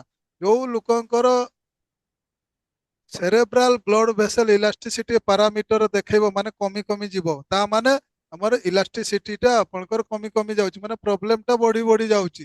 ଯୋଉଟା ଆମେ ତାକୁ ଦୂର କରିପାରିବା କେମିତି, ଆପଣ ବ୍ଲଡର ସଫା କରିବା, ଯୋଉ ଭିସ୍କୋସିଟି କୋଲେଷ୍ଟ୍ରଲ କ୍ରିଷ୍ଟାଲ ଆଉ ବ୍ଲଡ ଫ୍ୟାଟ ଏଟାକୁ ବାଲାନ୍ସ କରିବା, ଆଉ ଇଲାଷ୍ଟିସିଟିଟାକୁ ଆମେ ବାଲାନ୍ସ କରିବା। ଏତିକି ହେଲେ ଆପଣଙ୍କର ଆଉ ବ୍ରେନ୍ ଷ୍ଟ୍ରୋକ୍ ହେବାର ପୁରା ଚାନ୍ସ ପୁରା ଚାଲିଯିବ। ତେଣୁକି ଏଇ ଜିନିଷଟାକୁ ଆପଣ ଦେଖନ୍ତୁ, ଏ ପାରାମିଟରଟା ବି ଲେଫ୍ଟ ସାଇଡକୁ ଯିବ। ତେଣୁକି ଏଇ ଯୋଉ ପାରାମିଟରରେ ଆପଣଙ୍କର ଯଦି ଇଲାଷ୍ଟିସିଟି ଧୀରେ ଧୀରେ କମିବ ତାହେଲେ ଏମିତି ଟ୍ୟୁମର ଆପଣଙ୍କର ଜେନେରେଟ ହେଇଯିବ। ଟ୍ୟୁମର ତିଆରି ହେବ ବ୍ରେନ୍ ଭିତରେ। ଆଉ ବ୍ରେନ୍ ଭିତରେ ଯେତେବେଳେ ଟ୍ୟୁମର ହବ ଆଉ ବ୍ଲଡ ସାର୍କୁଲେସନ ଅଧିକା ହବ ସେତେବେଳେ ଫାଟିଯିବାର ସମ୍ଭାବନା। ଯୋଉ 3ଟା ପିକ୍ଚର ଅଛି, ଗୋଟେ ଟ୍ୟୁମର ଦେଖନ୍ତୁ ଫାଟି ଯାଇଛି ଏବଂ ଫାଟି ଯାଇକି ଆପଣଙ୍କର ସବୁଆଡେ ଯାଉଛି। ତେଣୁକି ଆମେ ଯୋଉ ପାରାମିଟର ଦେଖିବା ଟ୍ୟୁମର ହେଇଛି କି ନାହିଁ ଆମେ ଜାଣିପାରିବା ନାହିଁ, କିନ୍ତୁ ସେରେବ୍ରାଲ ବ୍ଲଡ ଭେସେଲ ଇଲାଷ୍ଟିସିଟି ଯଦି କମି ଯାଉଛି ଆଗକୁ 100% ଟ୍ୟୁମର ତିଆରି ହେବାର ସମ୍ଭାବନା ରହୁଛି, ଏଇଟା ମନେ ରଖନ୍ତୁ। ତେଣୁକି ଇଲାଷ୍ଟିସିଟି ଯଦି କମି ଯାଉଛି ତାହେଲେ ସାଙ୍ଗେ ସାଙ୍ଗେ ଆମେ ଓମେଗା 3 ଖାଇବା, ବ୍ଲଡକୁ ସଫା କରିବା, ତାହେଲେ ଇଲାଷ୍ଟିସିଟିଟା ଠିକ ହେଇଯିବ ଏବଂ ଆମର ବ୍ରେନରେ ଆମର ଯୋଉ ଭେସେଲ ଗୁଡାକ ଅଛି ବ୍ଲଡ ଯିବା ଆସିବା ପାଇପ୍ ଗୁଡାକ ଆପଣଙ୍କର ଠିକ ହେଇଯିବ। ଏଇଟା ହଉଛି କଥା। ଏଥିରେ ଆପଣ ବେଶୀ କିଛି ଆମର ମାନେ ସାଇନ୍ସ ନାହିଁ, ସାଇନ୍ସଟା ହଉଛି ଜାଣିବା ଦରକାର କୋଉ ଜାଗାରେ ପ୍ରୋବ୍ଲେମ ହଉଛି ଆଉ କଣ ପ୍ରୋବ୍ଲେମ ହଉଛି, ଏତିକି। ତେଣୁକି ଏଇ ଯୋଉ ବ୍ଲଡ ପ୍ରେସର ଆମର ସବୁଠୁ ହାର୍ଟର ଯୋଉ ମୁଖ୍ୟ ଚାପ୍ଟର ହଉଛି ବ୍ଲଡ ପ୍ରେସର। ସମାଜରେ ବର୍ତ୍ତମାନ ବ୍ଲଡ ପ୍ରେସରଟା ଏତେ ଯୋଉ ବଢି ବଢି ଗଲାଣି ସେ ଜିନିଷଟାକୁ ଆମେ ଜାଣିପାରୁନୁ ବ୍ଲଡ ପ୍ରେସରଟା କାହିଁକି ହଉଛି। ତେଣୁକି ବ୍ଲଡ ପ୍ରେସରଟାକୁ ଆମେ ନିୟନ୍ତ୍ରଣରେ ରଖିବା ପାଇଁ ବହୁତ ମୁସ୍କିଲ ହଉଛି। ତେଣୁକି ଆମର ଡାକ୍ତର ଭାଇମାନେ କଣ କରୁଛନ୍ତି, ଆପଣଙ୍କୁ ମରିବା ପର୍ଯ୍ୟନ୍ତ ଆପଣଙ୍କୁ ବିପି ମେଡିସିନ ଦିଆହଉଛି ଏବଂ କହି ଦିଆହଉଛି ଯେ ଆପଣ ମରିବା ପର୍ଯ୍ୟନ୍ତ ଏଇଟା ଖାଇବେ। କିନ୍ତୁ ମାନେ ଆମର ଯୋଉ ସିଷ୍ଟମ ଅଛି ନେଚରୋପାଥି ଆୟୁର୍ବେଦର ଯୋଉ ସିଷ୍ଟମ ଅଛି ଏଥିରେ ଯଦି ଆମେ ଭଲ କି ଜାଣିପାରିବା କାହିଁକି ବ୍ଲଡ ପ୍ରେସର ହଉଛି, ବ୍ଲଡ ପ୍ରେସର ହବାର ରିଜିନଟା କଣ ଜାଣିପାରିବା, ତାହେଲେ ଆମେ ତାକୁ ଦବେଇକି ରଖିବା। ସେ ଜାଣିବା ପାଇଁ ଆମକୁ କଣ କରିବା ପାଇଁ ପଡିବ, ଆମର ଏଇ ଯୋଉ କ୍ୟୁମାରର ପାରାମିଟର ଗୁଡାକୁ ଆମକୁ ଭଲକି ଜାଣିବା ପାଇଁ ପଡିବ। ଆଉ ସବୁ ଗୁଡାକ ଏଇ ଯୋଉ ବ୍ଲଡ ପ୍ରେସର ଆମର ବହୁତ ଗୁଡାଏ ପାରାମିଟର ଅଛି ଅଲଗା ଅଲଗା ଲିଙ୍କ ପାରାମିଟର। ସେ ଲିଙ୍କ ପାରାମିଟର ଗୁଡାକ ଆଜି ମୁଁ କହୁଛି ସବୁ ଗୁଡାକ ତ ପଢା ହେଇନି, ସେଗୁଡାକ ଅଲଗା ଆଡେ ଅଛି, କିନ୍ତୁ ଆପଣ ନୋଟ କରି ରଖିଥିଲେ ଆପଣ ଜାଣିପାରିବେ କାହିଁକି ବ୍ଲଡ ପ୍ରେସର ହଉଛି ଆଉ ସେ ପ୍ରେସରଟାକୁ ଆମେ କେମିତି କଣ୍ଟ୍ରୋଲ କରିପାରିବା। ଏଇଠି ଦେଖନ୍ତୁ ଏଇ ଯୋଉ ବ୍ଲଡ ପ୍ରେସର ହଉଛି, ବ୍ଲଡ ପ୍ରେସର ମିନ୍ସ କଣ, ଏଇଟା ହଉଛି ପାଇପଟା ଏଇ ଯୋଉ ଉପରକୁ ଠେଲୁଛି, ଯୋଉ ଦେଖନ୍ତୁ ଏରୋ ଦିଆହେଇଛି, ବ୍ଲଡ ଯେତେବେଳେ ଯାଉଛି ସେ ପେଲୁଛି ସେ ପାଇପଟାକୁ, ସେଇଟା ହିଁ ପ୍ରେସର। ଆଉ ମଝିରେ ଯୋଉ ଜିନିଷ ସେଇଟା ହଉଛି ସିଷ୍ଟୋଲିକ କୁହାହଉଛି। ଆଉ ମଝିରେ ବ୍ଲଡଟା ତ ଯିବା ଆସିବା କରୁଛି, ଥରେ ପେଲି ଦେଲା ବନ୍ଦ ରହୁଛି କି, ଯାଉଛି। ଏଇଠି ଦେଖନ୍ତୁ ଆଉ ଗୋଟେ ଭିଡିଓ ବି ଦେଖଉଛି ମୁଁ, ସେ ଭିଡିଓଟା ଏଠି ନାହିଁ, ସେ ଆଉ ଗୋଟେ ଜାଗାରେ ଦେଖଉଥିଲି ଆପଣଙ୍କୁ। ମାନେ ବ୍ଲଡଟା ଯେତେବେଳେ ଯାଉଛି ସେ ପ୍ରେସରଟା ଦଉଛି, ବ୍ଲଡ ପ୍ରେସର ମାନେ ପେଲି ହେଇକି ଯାଉଛି, ତ ସେଇଟା ହିଁ ପ୍ରେସର। ଯଦି ଆପଣଙ୍କର ପ୍ରେସର କେତେବେଳେ ହବ, ଯଦି ବ୍ଲଡଟା ଆପଣଙ୍କର ଠିକ ନାହିଁ, ଗୋଟେ କାରଣ। ଦୁଇ କାରଣ ହଉଛି ଆପଣଙ୍କର ଯୋଉ ପାଇପ୍ ଯୋଉ ଇଲାଷ୍ଟିସିଟି ଯୋଉ ହଲୁଛି, ସେଇଟା ଯଦି ଆପଣଙ୍କର ଠିକ ନାହିଁ, ଏଇଟା ହଉଛି ଇମ୍ପୋର୍ଟାଣ୍ଟ ଦୁଇଟା ଜିନିଷ। ତାପରେ ଯଦି ଆପଣଙ୍କର ଦୌଡୁଛନ୍ତି ତାହେଲେ ବି ସିଏ ପ୍ରେସର ଦେବ। ତାପରେ ଆପଣଙ୍କର ବେଶୀ ଚିନ୍ତା କରୁଛନ୍ତି, ବ୍ଲଡ ଟା ମାନେ ଅଧିକା ଫ୍ଲୋ ହେଲେ ବି ତାକୁ ପ୍ରେସର ହେବ। ଆଉ ଆପଣଙ୍କର ବ୍ଲଡ ଖରାପ ଥିବ, ଭିସ୍କୋସିଟି, କୋଲେଷ୍ଟ୍ରଲ କ୍ରିଷ୍ଟାଲ ଆଉ ଆପଣଙ୍କର କଣ ଫ୍ୟାଟ, ଏଇଗୁଡାକ ପାଇଁ ଆପଣଙ୍କର ବ୍ଲଡ ପ୍ରେସର ହଉଛି। କିନ୍ତୁ ଆମର ଯୋଉ ଆମେ ମାନେ ସର୍ଭେ କରିଛୁ, ଯୋଉଟା କି ଆମେ ରିସର୍ଚ୍ଚ କରିଛୁ, ରିସର୍ଚ୍ଚ କଲା ପରେ ତାର କୋଉ କୋଉ ପାରାମିଟର ଗୁଡାକୁ ଆମେ ଦେଖିବା ଏବଂ ଜାଣିବା ଆମର ଆଗକୁ କେମିତି ବ୍ଲଡ ପ୍ରେସରଟାକୁ କଣ୍ଟ୍ରୋଲ କରିପାରିବା।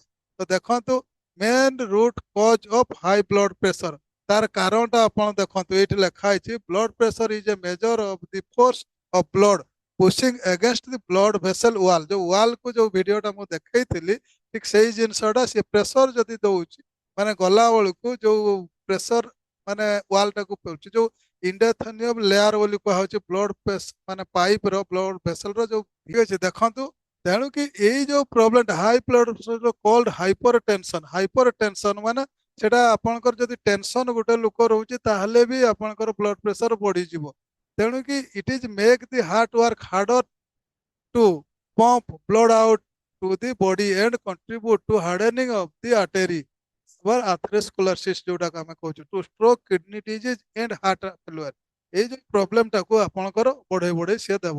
ତେଣୁକି ଏଇ ଯୋଉ କାରଣଟା କାହିଁକି ହଉଛି ଆପଣ ଆଗକୁ ଟିକେ ଦେଖନ୍ତୁ, କୋଉ କୋଉ କାରଣ ଗୁଡାକ ପାଇଁ ଆମେ ନର୍ମାଲି ଦେଖୁଛୁ।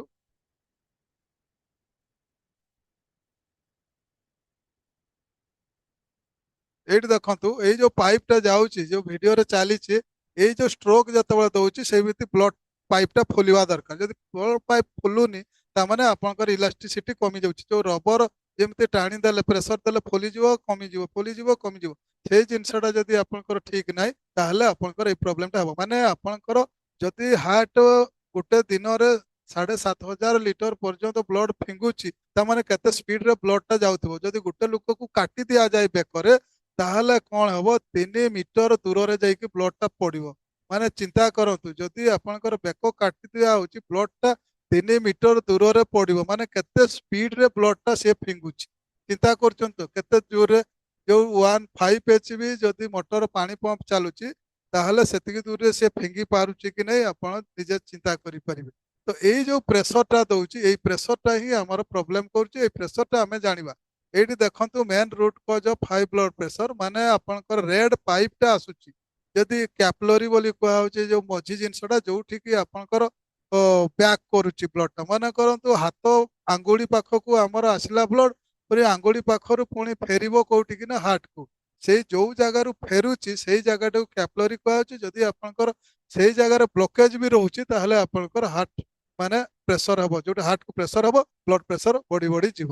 ତ ଆମେ ଆଉ ଗୋଟେ ଏଇଠି ଦେଖଉଛି, ଦେଖନ୍ତୁ ଏଇଠି ଆପଣ ଜାଣିପାରିବେ ପୁରା ଏଜିଂ ଏଜିଂ ଏଜିଂ ହେଲେ ଆପଣଙ୍କର ଏଜ୍ ମାନେ ଏଜ୍ ବଢି ବଢି ଗଲେ ଆପଣଙ୍କର ବ୍ଲଡ ପ୍ରେସର ବଢିଯିବ ବୋଲି କହୁଛନ୍ତି। ତାର କାରଣ ହଉଛି, ଯଦି ଆପଣଙ୍କର ବୟସ ଅନୁସାରେ ଆପଣଙ୍କର ରିପେୟାର କରୁନାହାନ୍ତି। ଯେମିତି ଗାଡି ଗୋଟେ ଆପଣଙ୍କର ବେଶୀ ଦିନ ହେଇଗଲେ ପୁରୁଣା ହେଇଯାଉଛି, ଆପଣ ତାକୁ ବ୍ଲଡ ମାନେ ଆମର ଯେମିତି ବ୍ଲଡ ଅଛି, ତାର ବ୍ଲଡ କଣ ଗାଡିର, ତାର ମୋବିଲ। ଯଦି ମୋବିଲ ଟା ଆପଣ ତାକୁ ଠିକ ଭାବରେ ଚେଞ୍ଜ ନ କରୁଛନ୍ତି, ସଫା ନ କରୁଛନ୍ତି, ଫିଲ୍ଟର ଜାମ୍, ଯେମିତି ଆମର କିଡନୀ ଅଛି ଫିଲ୍ଟର, ସେମିତି ଯଦି ସେଗୁଡାକ ଆପଣ ସଫା କରୁନାହାନ୍ତି ବା ତାର ସର୍ଭିସିଂ କରୁନାହାନ୍ତି, ତାହେଲେ ଏଜ୍ ହିସାବରେ ଆପଣଙ୍କର ବ୍ଲଡ ପ୍ରେସରଟା ବଢି ବଢିଯିବ। ସେକେଣ୍ଡରେ ଦେଖନ୍ତୁ, ଆପଣ ଯଦି ସ୍ମୋକିଂ କରୁଛନ୍ତି ତାହେଲେ କଣ କରି ହେବ, ତାହେଲେ ବି ଆପଣଙ୍କର ହାଇ ବିପି ହେବାର ସମ୍ଭାବନା। ଆଉ କଣ ଦେଖନ୍ତୁ, ଏଇଠି ଷ୍ଟ୍ରେସ୍, ଯଦି ଆପଣ ବିନାରେ ଫାଲତୁରେ ଷ୍ଟ୍ରେସ୍ ଅଧିକା ନେଉଛନ୍ତି, କିମ୍ବା ଆପଣଙ୍କର ୱାର୍କ ଷ୍ଟ୍ରେସ୍ ରହୁଛି, ଫ୍ୟାମିଲି ଷ୍ଟ୍ରେସ୍ ରହୁଛି, କିମ୍ବା ଆପଣଙ୍କର ସୋସାଇଟି ଭିତରେ ଷ୍ଟ୍ରେସ୍ ନେଉଛନ୍ତି କିଛି ନା କିଛି କାରଣରୁ, ତାହେଲେ ବି ଆପଣଙ୍କର ବ୍ଲଡ ପ୍ରେସର ଅଧିକା ହେବାର ସମ୍ଭାବନା। ତାପରେ ଜେନେଟିକ, ଜେନେଟିକରେ ହେବାର ସମ୍ଭାବନା କଣ, ଆମେ କହୁଛୁ ଯୋଉଟା କି ଆପଣଙ୍କର ଅ, ମୁଁ ଯେମିତି ଖାଦ୍ୟପେୟ ଗ୍ରହଣ କରିବି, ସେଇଭଳିଆ ମୋର ପିଲାମାନେ ଛୋଟ ଅବସ୍ଥାରୁ ସେମାନେ ବି ହେବିଟ୍ ହେଇଯିବେ। ତେଣୁକି ମୋର ଯଦି ଫ୍ୟୁଚରରେ ବ୍ଲଡ ପ୍ରେସର ବାହାରିଲା, ତାହେଲେ ପିଲାମାନଙ୍କୁ ବି ବ୍ଲଡ ପ୍ରେସର ହେବା ସମ୍ଭାବନା। କାହିଁକି, ସେଇ ହେବିଟଟା ତାଙ୍କ ପାଖରେ ଲାଗିଥିବ। ସେମିତି ନୁହଁ ଯେ ବାପାଙ୍କୁ ହେଇନି ଆମକୁ ହେବନି ବ୍ଲଡ ପ୍ରେସର, ସେଟା ଭୁଲି ଯାଆନ୍ତୁ। ଯଦି ଆମେ ବି ଆମର ଲାଇଫ ଷ୍ଟାଇଲଟାକୁ ଚେଞ୍ଜ କରିଦେବା, ତାହେଲେ ବି ଆମକୁ ହେବାର ସମ୍ଭାବନା। କିନ୍ତୁ ସେଟାକୁ ଆମେ ସେଇଥିପାଇଁ କିଛି ଜେନେଟିକ ବୋଲି କୁହାହଉଛି। ସ୍ଲିପ ଆପନିଆ, ଯଦି ଆପଣଙ୍କର ନିଦ ଠିକ ହଉନି, ତାହେଲେ ବି ଆପଣଙ୍କର ବ୍ଲଡ ପ୍ରେସର ହବାର ସମ୍ଭାବନା।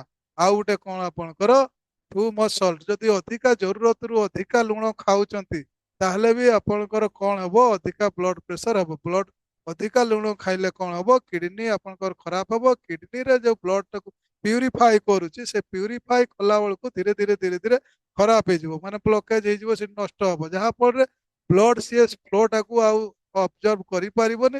ତେଣୁକି ପାଇପରେ ଆପଣଙ୍କର କଣ ହବ, ବ୍ଲଡ ପ୍ରେସରଟା ଦେଖେଇବ। ଆପଣଙ୍କର ଯଦି ଓଜନ ଅଧିକା ଥିବ ତାହେଲେ ବି ହେବାର ସମ୍ଭାବନା। ଓଜନ ଯୋଉ ଲୋକଙ୍କର ଅଧିକା ଥାଏ ତାଙ୍କର ବ୍ଲଡ କିମ୍ବା ଫ୍ୟାଟ ବ୍ଲଡରେ ଅଧିକା ଥାଏ, ତେଣୁକି ସେ ଧୀରେ ଧୀରେ ପ୍ରେସରଟା ଅଧିକା ଦେଖେଇବ। ଆଉ କଣ ଦେଖେଇବ, ଲ୍ୟାକ୍ ଅଫ୍ ଏକ୍ସରସାଇଜ। ଯଦି ଏକ୍ସରସାଇଜ ଆପଣ କରୁନାହାନ୍ତି ତାହେଲେ କଣ ହବ, ଆପଣଙ୍କର ବ୍ଲଡରେ ଆପଣଙ୍କର ଅନାବନା ଜିନିଷ ରହିଯାଇଥିବ, ସେଗୁଡାକ ଆପଣଙ୍କର ବ୍ଲଡ ପ୍ରେସରଟାକୁ ବଢେଇବ।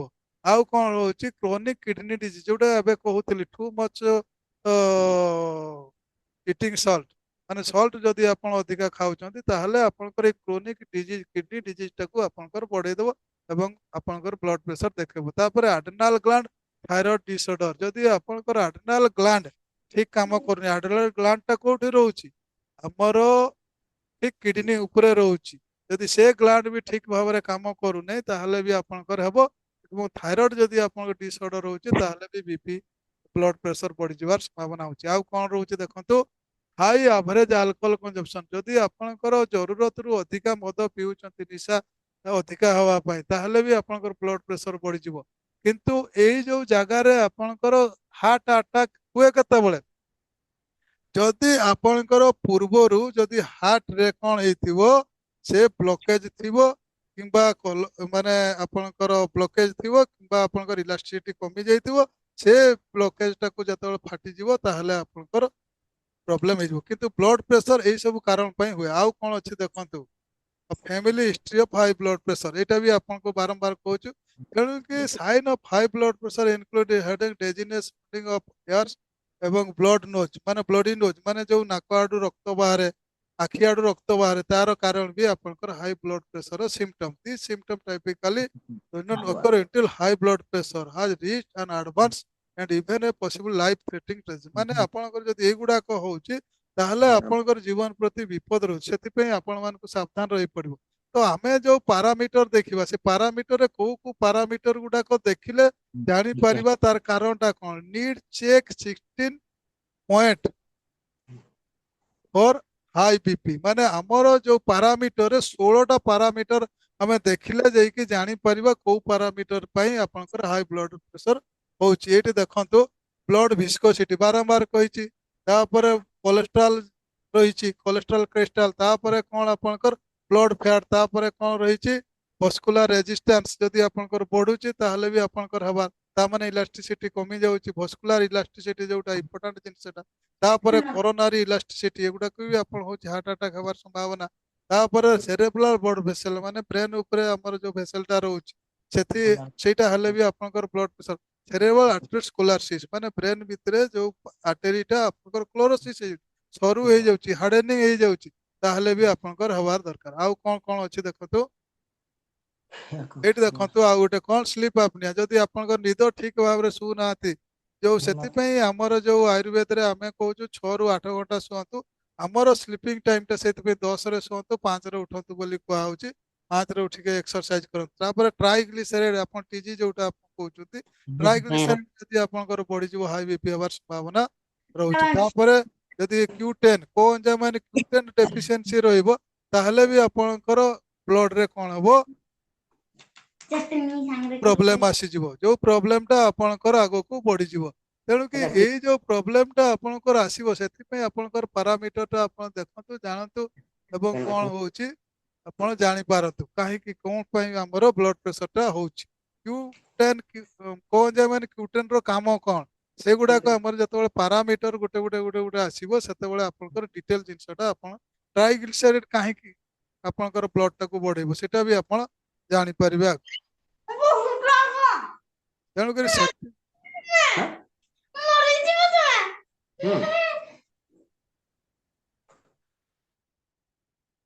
ତେଣୁକି ସେଣ୍ଟିମେଣ୍ଟ ଇଣ୍ଡେକ୍ସ, ଯଦି ଆପଣ ଫାଲତୁରେ ଚିନ୍ତା ଅଧିକା କରୁଛନ୍ତି କିମ୍ବା ଅଫିସିଆଲି କିମ୍ବା ଆପଣଙ୍କର କୌଣସି କାରଣ ପାଇଁ ଆପଣ ବେଶୀ ଚିନ୍ତା କରୁଛନ୍ତି ତାହେଲେ ପାରାମିଟର ଦେଖେଇଦବ ଏବଂ ସେଣ୍ଟିମେଣ୍ଟ ଯଦି ହଉଛନ୍ତି ବ୍ଲଡ ପ୍ରେସର ବି ଆଗକୁ ବଢିବାର ସମ୍ଭାବନା। ଠିକ ଅଛି। ତେଣୁକି ଏଇଗୁଡାକ ଆମକୁ ଜାଣିବା ପାଇଁ ପଡିବ। ଆଉ ଦେଖନ୍ତୁ ବ୍ଲଡ ଭେସେଲ ଇଲାଷ୍ଟିସିଟି ମାନେ ତ ଆପଣ ଜାଣିଗଲେ। ଆଉ କଣ ଅଛି ଆପଣଙ୍କର ଡିଟରମିନେସନ ଲାଇଜୋଇନ୍ ଆକ୍ଟିଭିଟି, ଏଇଟା ଗୋଟେ ପାରାମିଟର ଅଛି ଇମ୍ପୋର୍ଟାଣ୍ଟ। ଯୋଉମାନେ ପାରାମିଟରକୁ ସବୁବେଳେ ଦେଖୁଛନ୍ତି ଜାଣୁଛନ୍ତି ଜାଣିପାରିବେ ଏଇ ପାରାମିଟରଟା କୋଉଠି ଅଛି। ଏଇଟା ହଉଛି କିଡନୀରେ ଅଛି। ଯଦି ଆପଣଙ୍କର ଏଇ ଯୋଉ ଓ ଡିଟରମିନେସନ ଅଫ ଲାଇଜୋଇନ୍ ଆକ୍ଟିଭିଟି ମିନ୍ସ ଆପଣଙ୍କର କିଡନୀ ଭଲ କାମ କରୁନାହିଁ, ସିଏ ଯେମିତି କରିବା କଥା 60% କାମ କରୁନି ଏବଂ କିଡନୀ ଫେଲୁଅର ହେବାର ସମ୍ଭାବନା ଆଗକୁ ସିଏ ସୂଚେଇ ଦେବ। ତ ତେଣୁକି ଯଦି କିଡନୀ ଆପଣଙ୍କର ଭଲ କି ପ୍ୟୁରିଫାଇ କରୁନାହିଁ ତାହେଲେ ଆପଣଙ୍କର ହାଇ ବ୍ଲଡ ପ୍ରେସର ହେବାର ସମ୍ଭାବନା। ତାପରେ ଗ୍ୟାଷ୍ଟ୍ରିକ ପେରିସ୍ଟିସିଆଲ ଫଙ୍କସନ କୋଫିସିଏଣ୍ଟ, ଦେଖନ୍ତୁ ଆମେ ବାରମ୍ବାର କହୁଛୁ ନା ଗ୍ୟାସ୍ ହେଇଯାଇଛି ମୁଁ ସେଥିପାଇଁ ମୁଣ୍ଡ ବୁଲଉଛି। ଗ୍ୟାସ୍ ହେଲେ ହିଁ ହାର୍ଟ ଆଟାକ୍ ହେବାର ସମ୍ଭାବନା। ତେଣୁକି ଏଇ ନିକଟ ଭବିଷ୍ୟତରେ ଜଣେ ଆମର ପୁରୀର ଜଣେ ନନା ଆମର କ୍ଲୋଜ ଚିହ୍ନା ଜଣା ଥିଲେ, ତାଙ୍କର ଏଇ ଯୋଉ ଗ୍ୟାସ୍ ହଠାତ୍ ବଢିଗଲା ଏବଂ ହାର୍ଟ ଆଟାକରେ ସିଏ ଚାଲିଗଲେ। ତା ମାନେ ଆପଣଙ୍କର ଯେତେବେଳେ ଗ୍ୟାସ୍ ହୁଏ ସେତେବେଳେ ଆପଣଙ୍କର ଗ୍ୟାସ୍ ଟାକୁ ଠିକ କରିବା ପାଇଁ ବ୍ଲଡ ଗୁଡାକ ମୁଭମେଣ୍ଟ କରିବେ। ଆଉ ସେଇ ଟାଇମରେ ଯଦି ଆପଣଙ୍କର ପ୍ରୋବ୍ଲେମ ଥିବ ହାର୍ଟରେ କିମ୍ବା ଆପଣଙ୍କର ଆର୍ଟେରୀରେ ତାହେଲେ ଆପଣଙ୍କର ହାର୍ଟ ଆଟାକ୍ ହେବାର ସମ୍ଭାବନା। ତେଣୁକି ଆଉ ଗୋଟେ ହଉଛି ଗ୍ୟାଷ୍ଟ୍ରିକ ଅବଜର୍ଭେସନ ଫଙ୍କସନ କୋଫିସିଏଣ୍ଟ, ଯଦି ଆପଣଙ୍କର ଅବଜର୍ଭ ବି ଭଲ କି ହଉନି ତାହେଲେ ବି ଆପଣଙ୍କର ଗ୍ୟାସ୍ ସୃଷ୍ଟି ହେବ, ଏସିଡ୍ ଟାଇପର ଲାଗିବ। ଏବଂ ଆପଣଙ୍କର ଏଇ ଯୋଉ 16ଟା ପାରାମିଟର ହଉଛି ଆମର ଜଣେଇଦବ। ଆପଣ ଲୋ ବିପି ପାଇଁ ଦେଖନ୍ତୁ ଚେକ୍ ପଏଣ୍ଟ 9ଟା। लो ଯଦି ଆପଣଙ୍କର ଏୟାରୱେ ରେଜିଷ୍ଟାନ୍ସ ରାମ୍ ଅଛି, ଏଇ ରେଜିଷ୍ଟାନ୍ସ ରାମ୍ ଟା ଆପଣଙ୍କର କୋଉ ଜାଗାରେ ଅଛି ଯୋଉମାନେ ଦେଖୁଥିବେ ସେମାନେ ଜାଣିପାରିବେ। ତାପରେ ଆପଣଙ୍କର ଦେଖନ୍ତୁ ଷ୍ଟ୍ରୋକ୍ ଭଲ୍ୟୁମ୍, ଯଦି ଷ୍ଟ୍ରୋକ୍ ଭଲ୍ୟୁମ୍ ଟା ବାରମ୍ବାର କହିଛି କମିଯାଏ, ଏଟା ବଢେନି ଲେଫ୍ଟ ସାଇଡ୍ କୁ ଯିବ। ଷ୍ଟ୍ରୋକ୍ ଭଲ୍ୟୁମ୍ ଯଦି ଆପଣଙ୍କର କମ ହଉଛି ତାହେଲେ लो ମାନେ ଆପଣଙ୍କର ଧୀରେ ଧୀରେ ଧୀରେ ଧୀରେ ହାର୍ଟଟା ଧୀରେ ଚାଲୁଛି। ମାଇକାର୍ଡିଆଲ ବ୍ଲଡ ପରଫ୍ୟୁଜନ ଭଲ୍ୟୁମ୍, ମାଇକାର୍ଡିଆଲ ବ୍ଲଡ ପରଫ୍ୟୁଜନ ଟା ଯଦି ଆପଣଙ୍କର କମି ଯାଉଛି ତାହେଲେ ବି ଆପଣଙ୍କର लो ବ୍ଲଡ ପ୍ରେସର ସିମ୍ପଟମ ଆପଣଙ୍କୁ ଦେଖେଇବ। ତାପରେ ମାଇକାର୍ଡିଆଲ ବ୍ଲଡ ଡିମାଣ୍ଡ, ଯଦି ଆପଣଙ୍କର ମାଇକାର୍ଡିଆଲ ମାନେ ହାର୍ଟ ଯଦି ବ୍ଲଡ ଡିମାଣ୍ଡ କରୁଛି ତାହେଲେ ବି ସଫିସିଏଣ୍ଟ ବ୍ଲଡ ଯଦି ହାର୍ଟକୁ ନ ଆସିବ ତାହେଲେ ସିଏ ଡିମାଣ୍ଡ କରିବ। ତ ସେଇ ଟାଇମରେ ଆପଣଙ୍କ ଡିମାଣ୍ଡ କରୁଛି ମାନେ ବ୍ଲଡ ସିଏ ମୁଭମେଣ୍ଟ କରିପାରୁନି, ଆପଣଙ୍କର ଲଙ୍ଗସରେ ପ୍ରୋବ୍ଲେମ ଥିବ। ତେଣୁକି ଆପଣଙ୍କ ଲୋ ବିପି ବି ଶୋ କରିବ ମେସିନରେ ଯୋଉ ଆମେ ମାପିବା। ଲେଫ୍ଟ ଭେଣ୍ଟ୍ରିକୁଲାର ଇଞ୍ଜେକ୍ସନ ଇମ୍ପେଡାନ୍ସ, ମାନେ ଇମ୍ପେଡାନ୍ସ ଟା ଯୋଉଟା ଆମେ ଏବେ ଡିସ୍କସନ କରୁଥିଲୁ, ଯଦି ଆପଣଙ୍କର ଏ ପାରାମିଟରଟା ବଢି ବଢି ଯାଉଛି ତା ମାନେ ହାର୍ଟ କଣ କରୁଛି ସଫିସିଏଣ୍ଟ ବ୍ଲଡ ସେ ଫେଙ୍ଗି ପାରୁନି ମାନେ ଆପଣଙ୍କ लो ଦେଖେଇବ। ତେଣୁକି ଏଇଠି ଦେଖନ୍ତୁ ଲେଫ୍ଟ ଭେଣ୍ଟ୍ରିକୁଲାର ପମ୍ପ ପାୱାର ଯଦି ଆପଣଙ୍କର ଧକ୍ ଧକ୍ ଟା କମି ଯାଉଛି, ସେ ସଫିସିଏଣ୍ଟ ବ୍ଲଡ ଯୋଉ ପମ୍ପିଂ କରିପାରୁନି ଯେତିକି କରିବା କଥା, ତାହେଲେ ଆପଣଙ୍କର लो ବିପି ର ସିମ୍ପଟମ ଦେଖେଇବ। ତାପରେ ଏଇଠି ପାନକ୍ରିଆଟିକ ପଲିପେପ୍ଟାଇଡ ପିପି, ଯୋଉ ବାରମ୍ବାର ଆମେ କହୁଛୁ ଯୋଉ ଲୋକଙ୍କର लो ବିପି ଥିବ ତାର ପାନକ୍ରିଆଟିକ ପିପି ମାନେ କମି କମି ଦେଖେଇବ। ଏ ପାରାମିଟର ଟା ଲେଫ୍ଟ ରାଇଟ୍ ଦୁଇ ଆଡେ ଯାଏ ପିପିଟା। ତେଣୁକି ଏଇ ଯୋଉ ପାରାମିଟରଟାକୁ ଆପଣ ଜାଣିବେ ପଲିଟି ମାନେ ପାନକ୍ରିଆଟିକ ପଲିପେପ୍ଟାଇଡ ମାନେ ଏ ଗୋଟେ ଆମର ଯୋଉ ନିଆଁ ଯୋଉ କହୁଛୁ ଆମର ଅଗ୍ନି ଯୋଉ ପେଟରେ ଆମର ଜଣେ, ଏଇ ଯୋଉ ପାରାମିଟରଟା ଯଦି ଆପଣଙ୍କର ଲେଫ୍ଟ ସାଇଡ କୁ ଯାଉଛି ତାହେଲେ ଆପଣ ଜାଣିପାରିବେ ଯେ କଣ ନା ତାର ଅଗ୍ନି ଭଲ ଜଳୁ ନାହିଁ। ଆଉ ଆପଣ ଖାଇବାର ଯଦି 4-5 ଘଣ୍ଟା ପରେ ଚେକ୍ କରିବେ ସେତେବେଳେ କମ ହିଁ ଦେଖେଇବ। ଆପଣ ଭାବିବେ ଯେ କମ ଦେଖଉଛି ମାନେ ଭଲ ନାହିଁ, କିନ୍ତୁ ଖାଇବାର ସାଙ୍ଗେ ସାଙ୍ଗେ ଆପଣ ଚେକ୍ କରିବେ 10-15 ମିନିଟ ଘଣ୍ଟାଟେ ଭିତରେ ତାହେଲେ ଆପଣଙ୍କ ରାଇଟ୍ ସାଇଡ୍ ଦେଖେଇବ। ସେତେବେଳେ କହିବେ ମୋର ପେଟ ଗରମ ହଉଛି, ସେମିତି ନାହିଁ। ଏଟା ଜାଣିବା ଦରକାର କୋଉ ଟାଇମରେ ଆପଣ ଚେକ୍ କଲେ କୁଆଡେ ହେଇଥିବାର ସମ୍ଭାବନା। ସେଣ୍ଟିମେଣ୍ଟ ଇଣ୍ଡେକ୍ସ, ଯଦି ଗୋଟେ ଲୋକ ଅଧିକା ସେଣ୍ଟିମେଣ୍ଟ ହେଇକି ଚୁପଚାପ ବସୁଛି ଚିନ୍ତା କରୁଛି ଫାଲତୁରେ କାନ୍ଦୁଛି ତାହେଲେ ତାର लो ବିପି ହେଇଯିବ ଅଟୋମେଟିକ ଧୀରେ ଧୀରେ। ତାପରେ status of brain tissue blood supply, ଯଦି ବ୍ରେନକୁ ସଫିସିଏଣ୍ଟ ବ୍ଲଡ ଯାଉନି ବୋଲି ଜାଣିଲେ ତା ମାନେ ସ୍ଲୋରେ ଯାଉଛି, ସେଥିରେ ବି लो ବିପି ହେଇଥିବାର ସମ୍ଭାବନା ଜଣା ପଡୁଛି।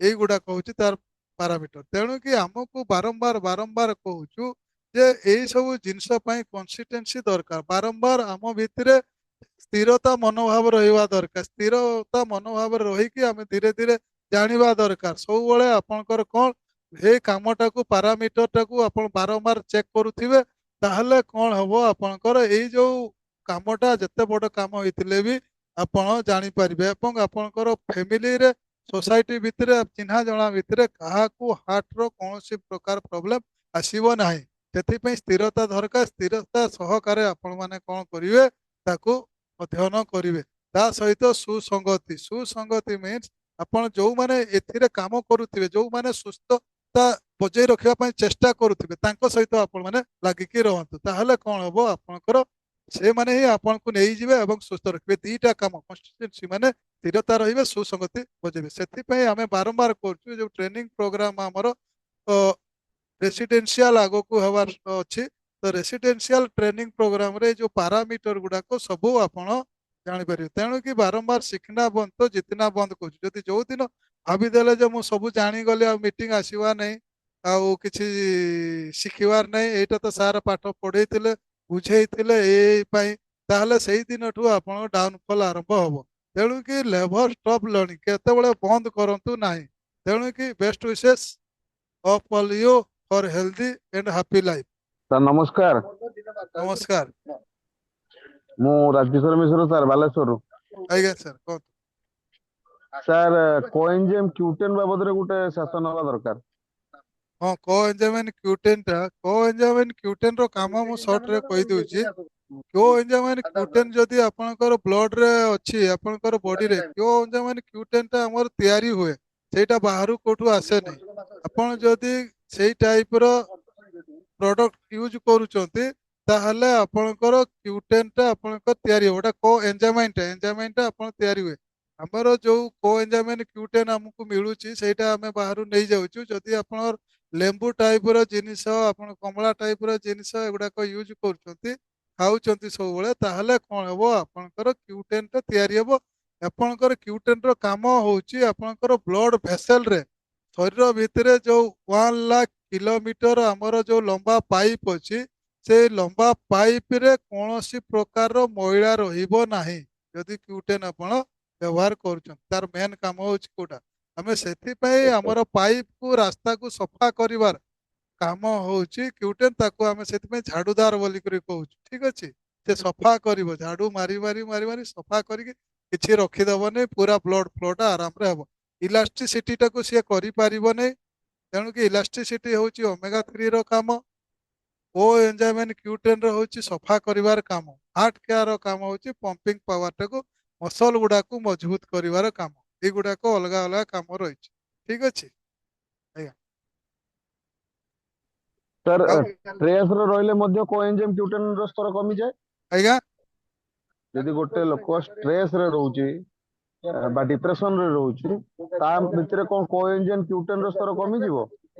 ନାଇଁ କୋଏଞ୍ଜାଇମ୍ ର ସ୍ତର କମିବନି ସେଇଟା କ'ଣ ହବ ଟ୍ରେସ୍ ରହିଲେ ଆପଣଙ୍କର ବଡିରେ କ'ଣ ହବ ଆପଣଙ୍କର ଏଞ୍ଜାମାଇନ୍ ଗୁଡାକ ସିକ୍ରେସନ ହେଇପାରିବନି ହିଲିଂ ହେଇପାରିବ ନାହିଁ ତେଣୁକି ଟ୍ରେସ୍ ରହିଲେ କିଛି ବି ଆପଣଙ୍କର ବଡିଟା ଧୀରେ ଧୀରେ ମାନେ ଖରାପ ହବ କିଛି ବି ଖରାପ ହବ ଶରୀରର ଯଦି ଆପଣ ଟ୍ରେସ୍ରେ ରହୁଛନ୍ତି ତେଣୁକି ଟ୍ରେସ୍ରେ ରହୁଛନ୍ତି ମାନେ ଆପଣ ଭାବନ୍ତୁ ନାହିଁ ଯେ ମାନେ କ୍ୟୁଟେନ୍ ସର୍ଟ ହବ ବହୁତ ଗୁଡାଏ ଲକ୍ଷଣ ହବ ଆପଣଙ୍କର ଥାଇରଏଡ୍ ବି ବଢିଯିବ ମେଣ୍ଟାଲି ମାନେ ମେନ୍ ଯୋଉ ଆମର ବ୍ରେନ୍ ରହିଛି ବ୍ରେନ୍ର କାମ ହେଉଛି ହିଲିଂ କରିବା ରିପେୟାର କରିବ ସେ କାମଟା ସିଏ ଧୀରେ ଧୀରେ କମେଇ ଦେବ ଯଦି ଆପଣ ଟ୍ରେସ୍ରେ ରହୁଛନ୍ତି ତେଣୁକି ଟ୍ରେସ୍ରେ ରହିବା ପାଇଁ ଆମକୁ ବାରମ୍ବାର ଆମେ ସବୁବେଳେ ଲୋକଙ୍କୁ କହୁଛୁ ଟ୍ରେସ୍ଟାକୁ ଆପଣ ମାନେ ଆଉଟ୍ ହୁଅନ୍ତୁ ଯୋଉ ଟ୍ରେସ୍ ଆମର ଯୋଉ ସେଣ୍ଟିମେଣ୍ଟଟା ଦେଖେଇଦେବ ଆମର ଯୋଉ ପାରାମିଟର ବ୍ରେନ୍ ନର୍ଭରେ ଆମର ସେଣ୍ଟିମେଣ୍ଟ ଇଣ୍ଡେକ୍ସ ବୋଲି ଅଛି ଯୋଉ ଲୋକଙ୍କର ସେଣ୍ଟିମେଣ୍ଟ ଇଣ୍ଡେକ୍ସ ବଢୁଛି ସେ ଲୋକ ଟ୍ରେସ୍ରେ ରହୁଛି ସବୁବେଳେ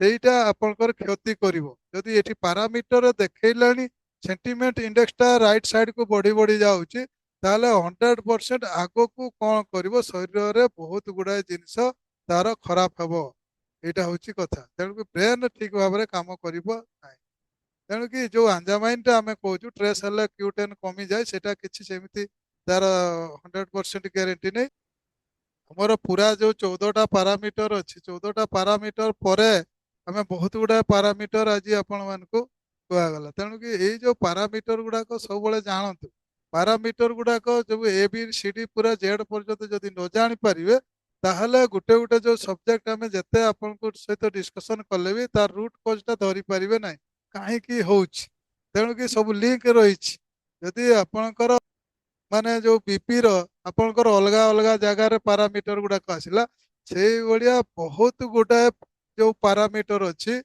ସେଗୁଡାକ ଅଲଗା ପାରାମିଟର ସହିତ ଲିଙ୍କ ରହିଛି। ତେଣୁକି ସେ ଲିଙ୍କ ପାରାମିଟର ଗୁଡାକ ଯଦି ଯେତେ ପର୍ଯ୍ୟନ୍ତ ନ ଜାଣି ପାରିବେ ନ ଧରି ପାରିବେ ସେତେ ପର୍ଯ୍ୟନ୍ତ ଆପଣ କ୍ୟୁଆର ମେସିନ୍ ଠିକ ଭାବରେ ଚଲେଇ ପାରିବେନି। ଭାବିବେ ଯେ ମୁଁ ଠିକ ଦେଖୁଛି କିନ୍ତୁ ସେଟା ଆପଣଙ୍କର ଅନ୍ଧାରରେ ବାଡି ବୁଲେଇକି ଆପଣ ଦଉଛନ୍ତି। ଠିକ ଅଛି। ତେଣୁକି ସେଗୁଡା ପାରାମିଟର ଗୁଡାକ ସବୁ ଜାଣିବା ପାଇଁ ପଡିବ A to Z ପର୍ଯ୍ୟନ୍ତ।